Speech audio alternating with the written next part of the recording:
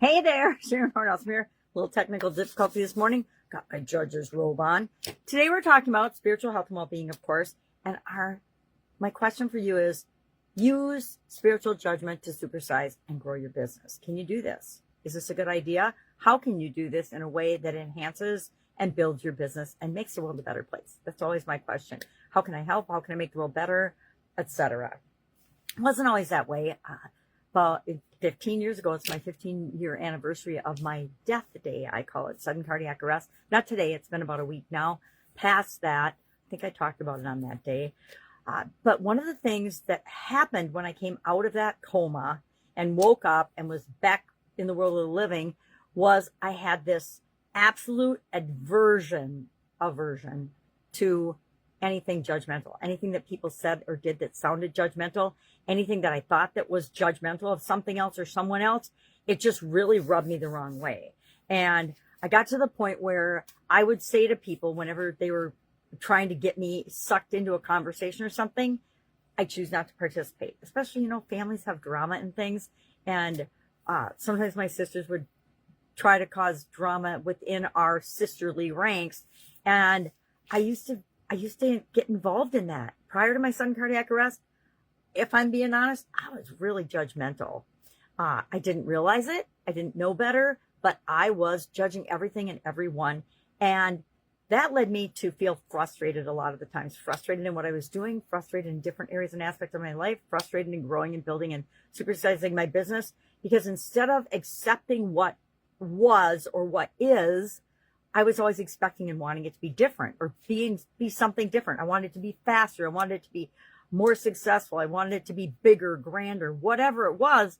But whatever it was, I was judging as not good enough. And that led to all kinds of drama and trauma and frustration and negative emotions in my life. And after my sudden cardiac arrest, that was one of my biggest wake-ups during that transition period, I will call it, was that and the understanding that the most important thing that we can be in this world is ourselves, and that we want to always be becoming a better version of ourselves. Thus, this year's challenge, the Be a Better You annual challenge. So today, our topic is spiritual judgment. How the heck does that apply to building and growing and supersizing our businesses? Well, in a couple of ways, to me, right up front in my face. Number one, if we're being judgmental of other people's businesses, other people's behavior, other people, we are actually comparing ourselves to them. And comparing ourselves to to other people, other businesses, it is one of, to me, the fastest ways to fail. Because instead of creating something that we want, we're trying to create something that someone else has already got, and we're never going to win that game. They're way ahead from a competitive standpoint.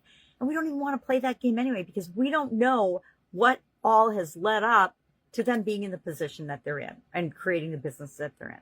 We always win when we create something unique and special that attracts the people that we are here to serve. Because we're not here for everybody, right?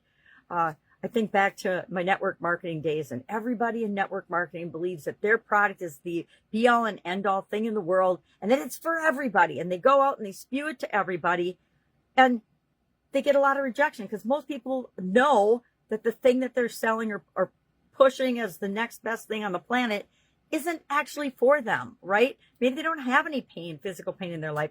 Maybe they don't need to lose weight, etc. Whatever it is, nothing in the world is for everyone. And once we realize that, we're like, oh my gosh, why would I think that everybody should like this thing? Because I don't like everything, right? So today I want you to think about a couple of things. I challenge the Be a Better You annual challenge group to rate themselves on the scale of 0 to 10 with respect to judgmental and judgment and how often they are judgy. If I'm judgmental all the time, I give myself a 10. If I'm judgmental, not hardly ever, I give myself a 3 or a 4. If I'm judgmental in a certain area and aspect of my life that is negative impacting me, which I did admit today, I give myself a 7 because I have let judgment sneak into just one little area and aspect of my life.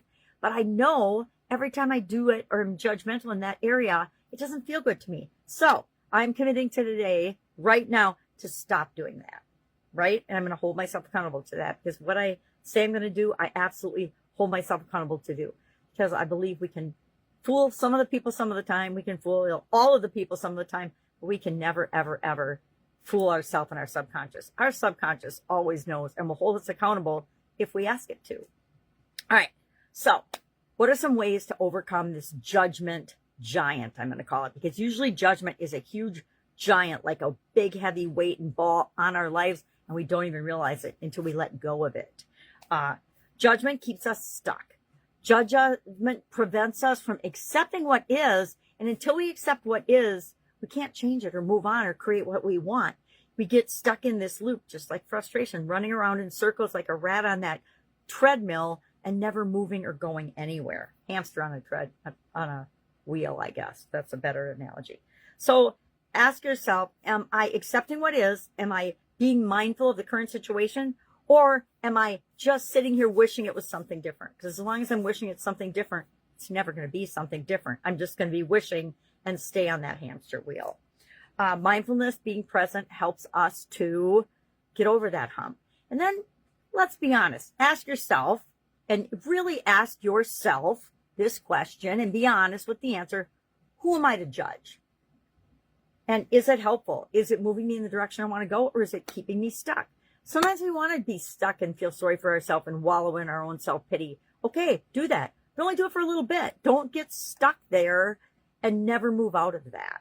And we move out of that by not being judgmental, by paying attention to our own business, our own life, creating the things that we want, and everybody else will leave us alone because we're just doing our own thing and we're creating what we want to see in the world, and we're letting them create what they want to see in the world and experience in the world.